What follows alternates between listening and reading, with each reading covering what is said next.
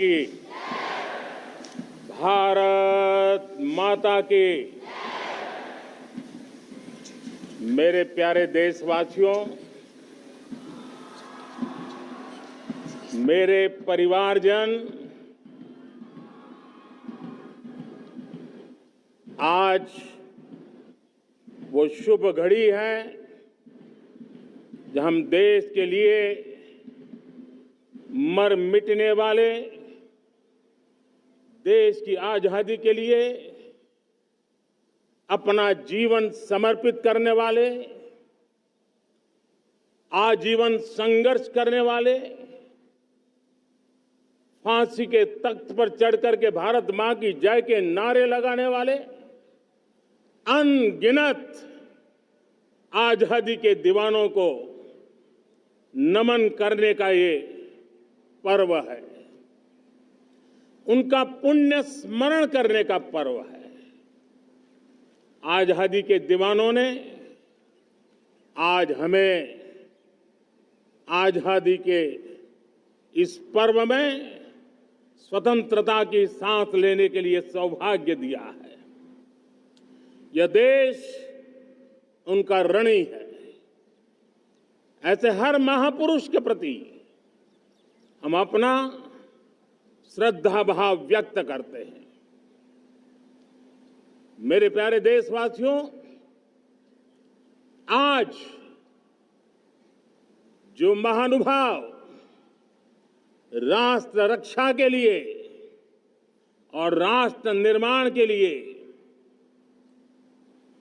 पूरी लगन से, पूरी प्रतिबद्धता के साथ देश की रक्षा भी कर रहे हैं, देश को नई ऊंचाई पर ले जाने का प्रयास भी कर रहे हैं। चाहे वो हमारा किसान हो, हमारा जवान हो,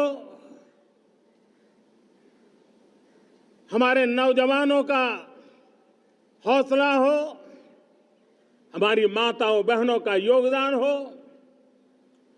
दलित हो, पीड़ित हो, शोषित हो, वंचित हो, अभावों के बीच भी स्वतंत्रता के प्रति उसकी निष्ठा, लोकतंत्र के प्रति उसकी श्रद्धा, ये पूरे विश्व के लिए एक प्रेरक घटना है। मैं आज ऐसे सभी को आदरपूर्वक नमन करता हूं। प्यारे देशवासियों, इस वर्ष और पिछले कुछ वर्षों से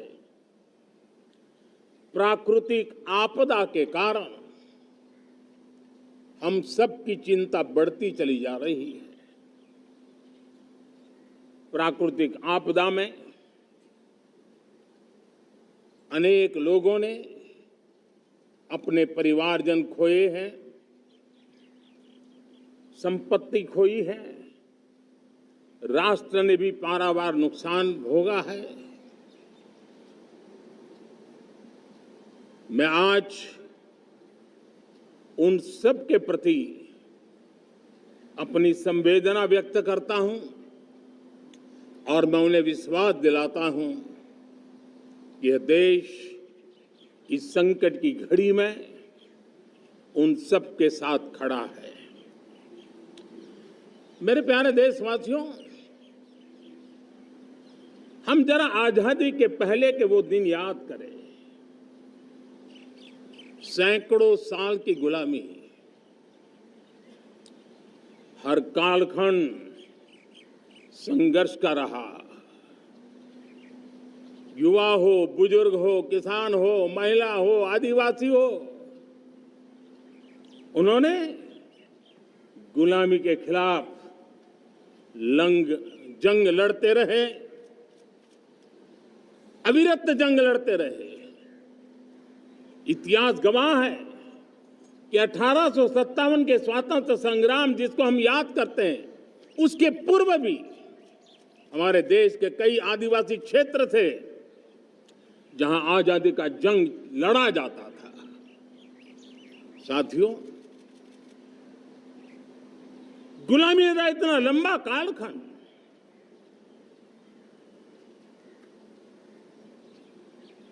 जुल्मी शासक, अपरंपार यातनाएं, सामान्य से सामान्य मानवीयों का विश्वास तोड़ने की हर तरकीब है। उसके बावजूद भी उस समय की जनसंख्या के हिसाब से करीब 40 करोड़ देशवासी आजादी के पूर्व 40 करोड़ देशवासियों ने वो जज्बा दिखाया, वो सामर्थ्य दिखाया, वो एक सपना लेकर के चले, एक संकल्प लेकर के चलते रहे, जूझते रहे। एक ही स्वर था, वंदे मातरम। एक ही सपना था, भारत की आजादी का। 40 करोड़ देशवासियों ने, और हमें गर्व है कि हमारी रगों में उन्हीं का खून है। वो हमारे पूर्वज थे। सिर्फ 40 करोड़ लोगों ने दुनिया की महासत्ता को उखाड़ करके फेंक दिया था, गुलामी की जंजीरों को तोड़ दिया था। अगर हमारे पूर्वज, जिनका खून हमारी रगों में है, आज हम तो 140 करोड़ है।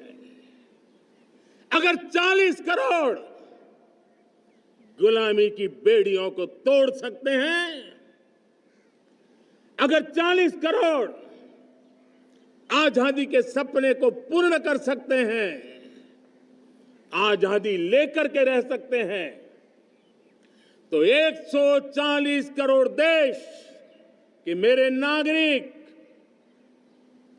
140 करोड़ मेरे परिवारजन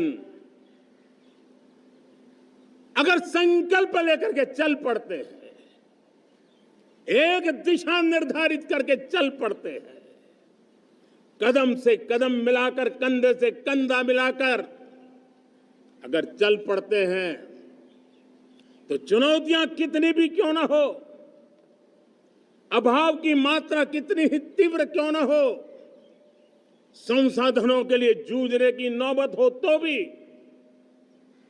हर चुनौती को पार करते हुए हम समृद्ध भारत बना सकते हैं। हम 2047 विकसित भारत का लक्ष्य प्राप्त कर सकते हैं। अगर 40 करोड़ देशवासी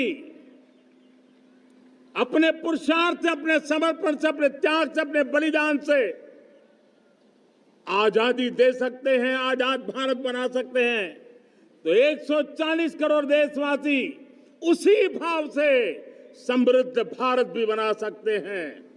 साथियों, वो एक समय था जब लोग देश के लिए मरने के लिए प्रतिबद्ध थे और आजादी मिली थी। आज ये समय है देश के लिए जीने की प्रतिबद्धता का। अगर देश के लिए मरने की प्रतिबद्धता आजादी दिला सकती है, तो देश के लिए जीने की प्रतिबद्धता समृद्ध भारत भी बना सकती है।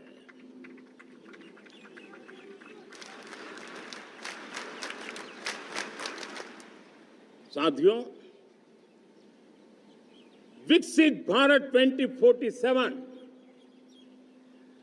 इस तरफ भाषण के शब्द नहीं है, इसके पीछे कठोर परिश्रम चल रहा है।